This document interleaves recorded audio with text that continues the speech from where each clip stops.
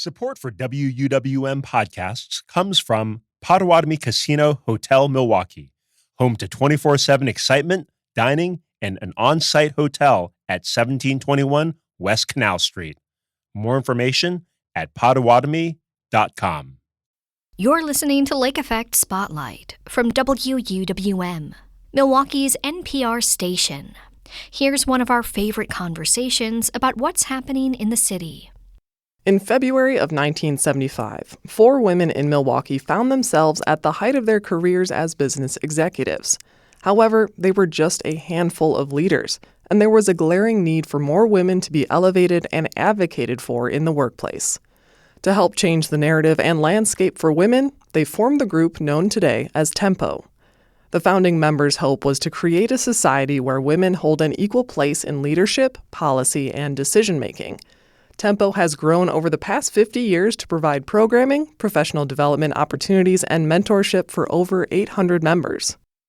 To learn more about the organization and the work they're continuing to do, I'm joined by Tempo President and CEO Jen Dirks. She begins by explaining that while the landscape for women leaders has changed since the 70s, Tempo's key goals have not. In 1975, our 4 founding women had a vision to have an equal place for women in decision-making, policy-making, and leadership. While we've made some significant milestones over the last 50 years, we've still got some work to do. Equity for women in the workplace is not where it needs to be. We're certainly not at an equal place. You think of pay equity, you think of policies related to women in the workplace. So that is where we believe our voice is. We also established a mission of furthering the impact of women leaders. So wherever you are in your career, we need to be that voice and that movement to help women leaders get to places where they are the decision makers. They are leading those efforts at their organizations. They're having a voice. And so that's really why Tempo exists today, and we continue to grow and strengthen our presence here. So it sounds like with Tempo's kind of framework, it's all about helping the individual, which will then stem changes within their own workplace, Absolutely. Right? And spread from there? Correct. Yes, absolutely. And I think one of the greatest benefits of Tempo is there are many organizations throughout the country, but what we're finding is very specific to an industry. So women in manufacturing, women in construction, maybe industries that are typically dominated by males, that is where women's groups have formed. What is unique about Tempo is it's all industries across all sectors. So we have private companies, we have public companies, we have nonprofits, we have women that are entrepreneurs owning their own businesses, and they're able to share and come together, share best practices, what it means for women in the workplace, across industries, which I think is just a unique value add.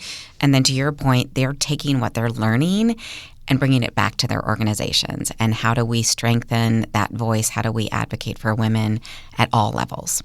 Now, with your role specifically, you joined Tempo in 2014 as the organization's very first president and CEO, Correct. which I was kind of surprised at given its long history Correct. being founded. Yeah. So what kind of goals or changes were you brought in to tackle? And I imagine there's a lot to cover, but what are some of the major things that have changed in your work specifically? Yeah. Yes. Well, so I'm blessed to be, I often say I'm one of the most blessed CEOs in all of Milwaukee because I'm surrounded by 800 plus mentors and women that I can really lean on. And so that, I think, was a huge part of that is how do we strengthen this network? How do we continue to build awareness of who we are and really be the voice for women in Milwaukee and beyond?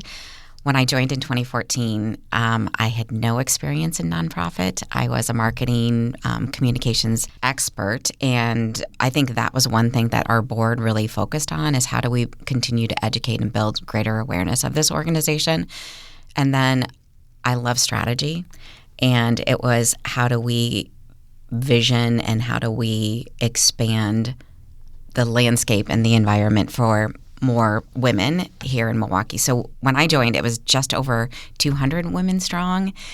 We were very focused on, certain sectors and certain industries, and now to grow that to nearly 1,000 members in the last 12 years, I think says a lot about the value that we're providing. Women are seeking us out. They are seeing that we do have programming and professional development to help our women grow into certain positions and certain titles within the Milwaukee community.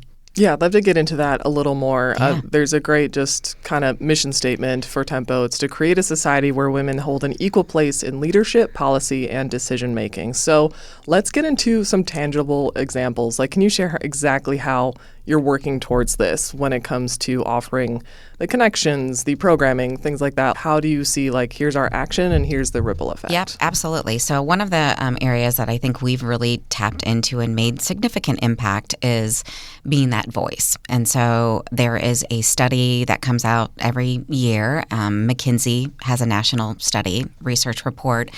And they just recently did one on women in the workplace and what are some of the trends. One of the biggest trends that you may be aware of after COVID, a mass exodus of women were leaving the corporate world, and they were maybe taking their side hustle into their full-time hustle because things with COVID just taught them differently about what was important to them throughout the pandemic.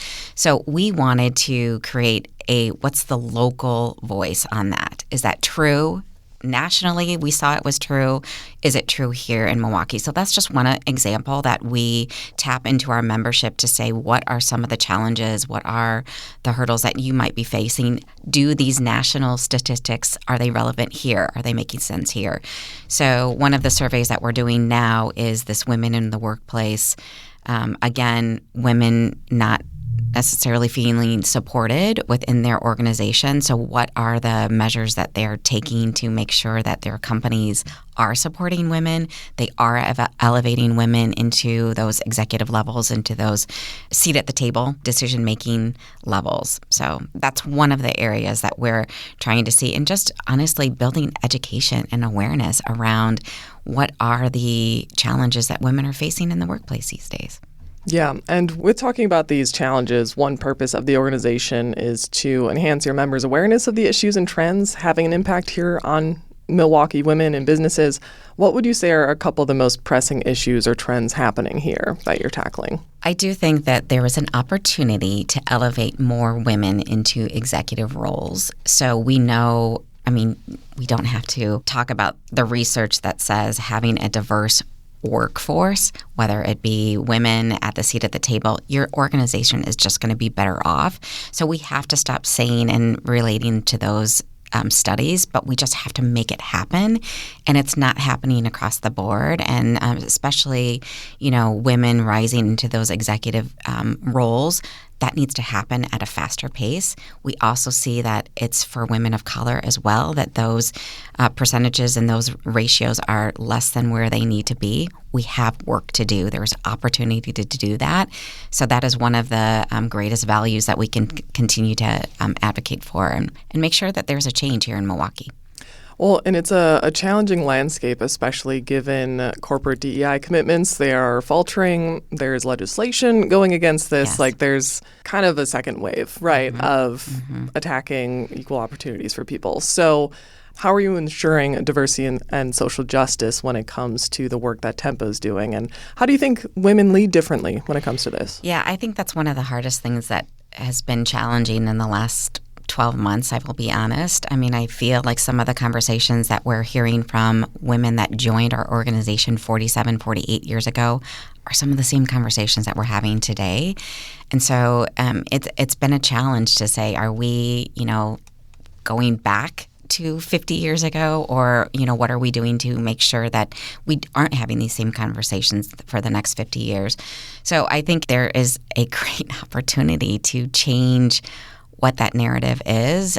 We are staying steadfast. We are an organization to support women, and that is not going to change. But we also have our male allies, our male advocates that, certainly we invest in and make sure that their voices are being heard as well. But that is something we're not backing down on. It's important to us. It's why we were established 50 years ago. But it's also, okay, what does that next 50 years look like? And what is our commitment? What is our voice? What is making sure that we are advocating for the future generation of women leaders as well? For anyone listening who's had experiences with nonprofit events or, networking opportunities, networking is always such a buzzword, but when it comes to actually taking the connections you're working to foster and ensuring that action and engagement can come from that, what do you feel Tempo's doing right? Yeah, I think it's applying what you've learned. It's building those relationships. It's keeping those connections. We have something called Coffee Connections where it's not a mandatory thing. I mean, part of your engagement with Tempo is it's choose your own adventure. So you can attend all of our programs, all of our professional development opportunities, or you can decide that, I'm just going to do the networking aspect of that. However you do that is taking those applications and bringing that back to your organization and really making sure that you are being very intentional about those networking connections. But then you're also looking at, so Tempo is that executive woman, but what are we doing? What is our role in bringing up that future generation of leaders? How are we giving back? How are we grabbing the hands of, a community that we call our emerging women leaders who are the future generation of Tempo members? They are the ones that are going to be running companies in, 10 to 15 years from now. What is our role to make sure that we are providing spaces, we are providing corporations where the culture does embrace women, does advocate and elevate women into executive roles?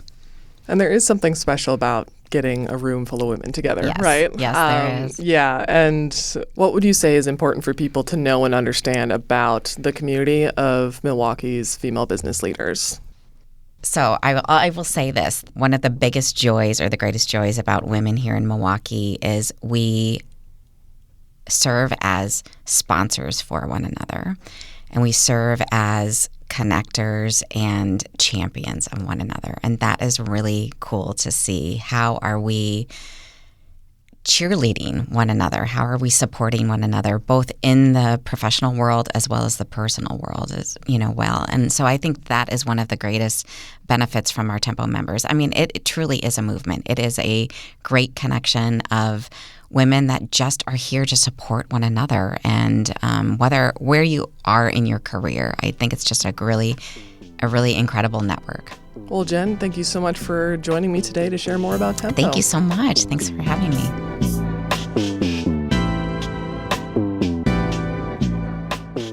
Jen Dirks is the president and CEO of Tempo, the largest professional women's group in Wisconsin. You can find more information about the group at wuwm.com. That was the Lake Effect Spotlight podcast. It comes from WUWM, Milwaukee's NPR station. Lake Effect is WUWM's talk show all about what's happening in the city. If you want to hear more conversations like this, subscribe to the Lake Effect Spotlight podcast, and you'll hear highlights from the show. If you want to hear the full show, it's on the radio at noon, Monday through Friday, on 89.7